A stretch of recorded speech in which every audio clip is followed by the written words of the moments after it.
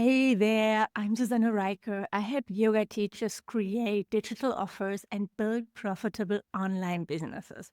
And as we move toward 2026, I've been spending a lot of time looking at what's shifting in our industry and what's becoming increasingly important if you want your business to feel clear and manageable rather than chaotic or unpredictable. A lot of yoga teachers tell me they are working hard, that they are showing up, they're trying to be consistent, but the results aren't matching the effort. And when I look at their businesses, it's usually not because they're doing anything wrong. It's because they're missing a structure. So today, I want to walk you through the three pillars that I believe form a strong business strategy for yoga teachers in 2026. These are the same foundations I come back to in my own business and the ones I teach inside my programs. So let's start with the first pillar because everything else depends on it. Clarity about who you serve and what they need. This is one of the biggest challenges I see, that yoga teachers often try to speak to everyone. And that makes sense when you're teaching in a studio or offering general classes because you meet people with all kinds of backgrounds and ages and goals. But the moment you bring your work online, that broadness becomes a barrier because people don't immediately recognize whether you're the right person for them. What works much better is having a clear understanding of a specific group of students and the support they're actually looking for. When you know what stage of life someone is in, what they're struggling with, how they make decisions about investing in themselves, and what kind of guidance feels helpful to them, your content and your offers naturally become more focused. And focus doesn't mean narrow. It simply means the people who need your work will be able to recognize it more easily. For example, one of my students teaches yoga philosophy and history. That's her area of expertise. She attracts people who want to go deeper into that material. Her content is clearer. Her offers are clearer. She's not teaching yoga for beginners. She's like the teacher for teachers and yoga students who wants to go deep into yoga philosophy. There's no confusion about what she teaches, what problem she solves, and who it's for. And people respond to that. This kind of clarity allows your business to grow.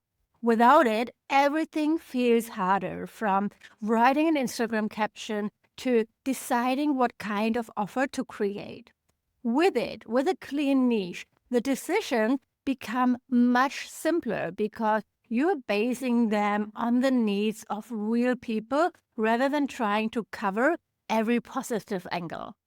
And I've been there myself. For a while, I tried to broaden my niche, stopped speaking directly to yoga teachers, and instead to spiritual entrepreneurs or heart led entrepreneurs. But what happened is that I lost clarity.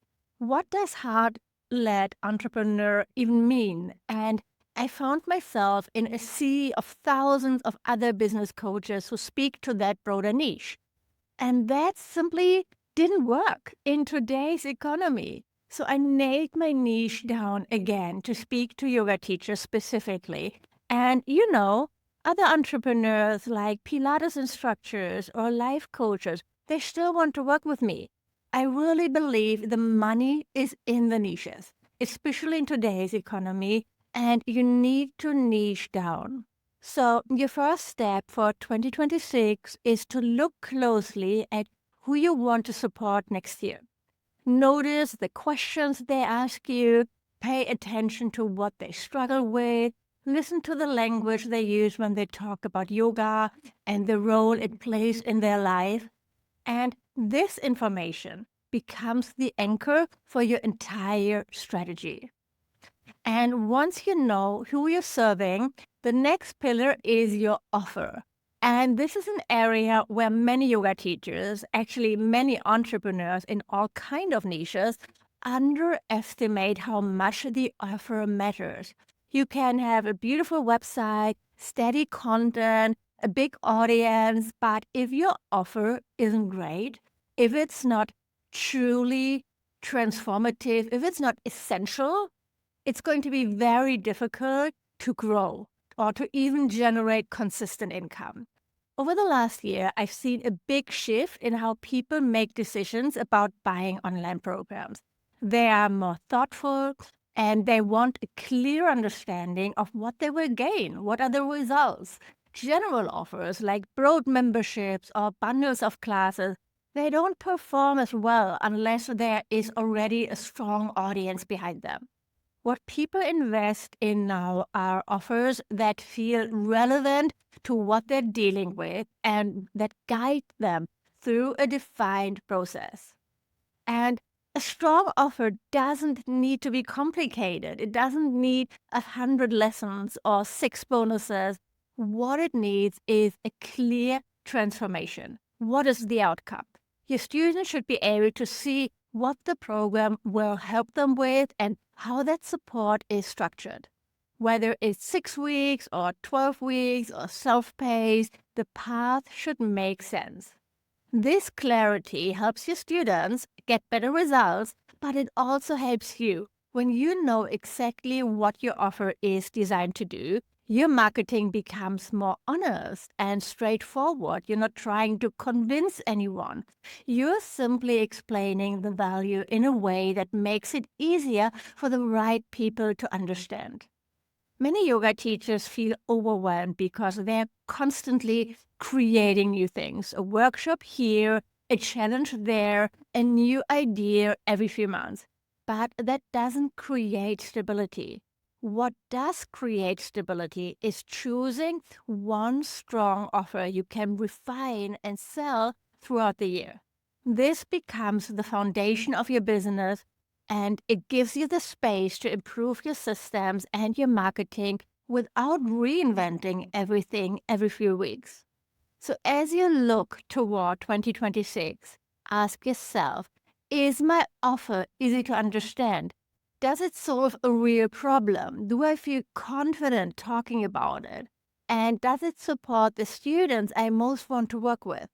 If the answer isn't yes to all of these, refining your offer and making it into a truly transformative signature program is a very good place to start. Or simply start with creating your signature online program. The third pillar is your marketing. And this is where a lot of yoga teachers feel resistance.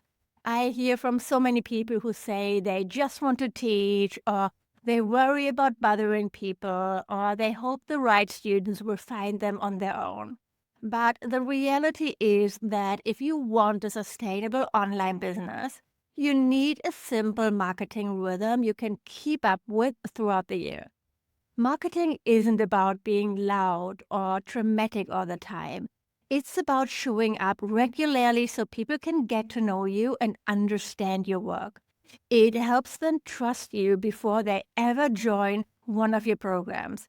And it allows you to build relationships with people who might not be ready to invest now, but will be later. The key here is choosing a format that fits you. Some teachers love video and find it easy to talk through ideas. Others prefer writing because it feels quieter and more reflective.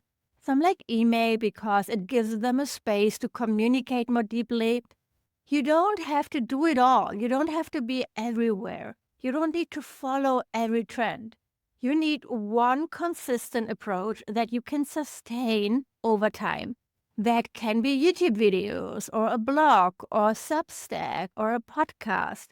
Once you choose that path, the next step is connecting your marketing back to your offer and the needs of your audience. This is where everything comes together. You're not creating content at random. You are helping your students understand what's possible for them. You're preparing them for the work you'll do together, and you're giving them reasons to stay connected to you. When you approach marketing in this more grounded way, it stops feeling like a performance. It becomes part of the way you teach and communicate. and it helps your business grow in a more predictable way. It's more steady. So when you look at these three pillars, knowing who you're serving, creating a strong offer, and developing a consistent marketing practice, you can see how closely they relate to each other. Each one influences the others. This is the strategy I'm bringing into 2026. It's simple, but it's effective because it helps you build a business that isn't dependent on the algorithm or on bursts of inspiration. It's a structure that allows you to grow while supporting the people who genuinely want to learn from you. And if you'd like support with any of these pieces, defining your audience or refining your offer or learning how to show up consistently without burning out, this is exactly what we're working on inside my membership, the Blissful BizHive. There's a link below if you want to explore it. And I'd love to hear in the comments which of these pillars you want to focus on first as you plan for next year. Thanks for being here, and I'll see you soon.